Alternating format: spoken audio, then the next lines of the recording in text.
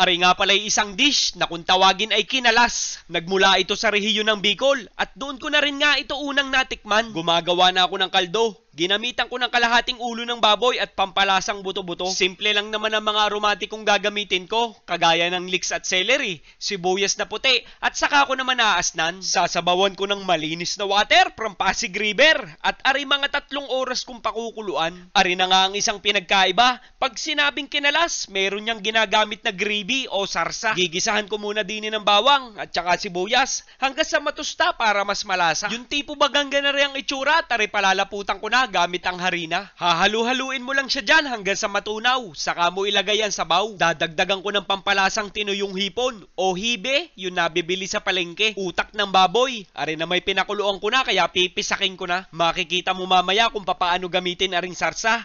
Lalagyan ko na rin ng kaunting toyo para pumula-pula. Ikaw na ang bahalang umadya sa lasa. Pero para sa akin ay aasnan ko pa. Garning-garni na ang itsura na ating hinahanap. Pati lapot, perpekto na. Bibisitahin ko naman ngayon ang ating sabaw. Sa malamang ay malambot na ang ulo, kaya naman hahanguin ko na. Kaya nga ang tawag din ni kinalas ay dahil sa literal nakakalasin mo sadya ang buto sa laman. Ayos na ayos are, lalo na't napalambot mo ng gayaan. Depende na sa iyo kung gaano kalalaki ang gusto mo. Pero aring atin ay paliliit-liiting ko naman. Ready nang itappings mamaya kaya itatabi ko na. Dini naman sa kabilang banday nagpakulo na ako ng tubig. At aring Good Life Egg Noodles syempre ang aking gagamitin. Kalidad na pang restaurant, gawa sa tunay na itlog, kaya healthy at masustansya. Perfect sa mga lutong gisado at masarap din sa mga disabaw. Pakukuluan ko lang ng isang mabilisan. Pwedeng-pwede na sa loob lamang ng 5 minuto yan. At di ga ngay ari na, aasembuling ko na. Ay di syempre noodles muna, ilalatag ko lang ng isang maporma-porma. Sabay lagay na ng kinalas na laman. Automatic naman yan sa ganitong putahe, laging may itlog na kasama. Saka ko naman ngayon ibubuhos aring sinala kong sabaw para malinaw. Ari na ang sinasabing sarsa na may utak.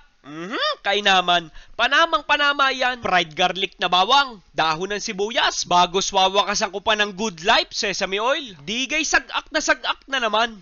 Naku nga, ay ina!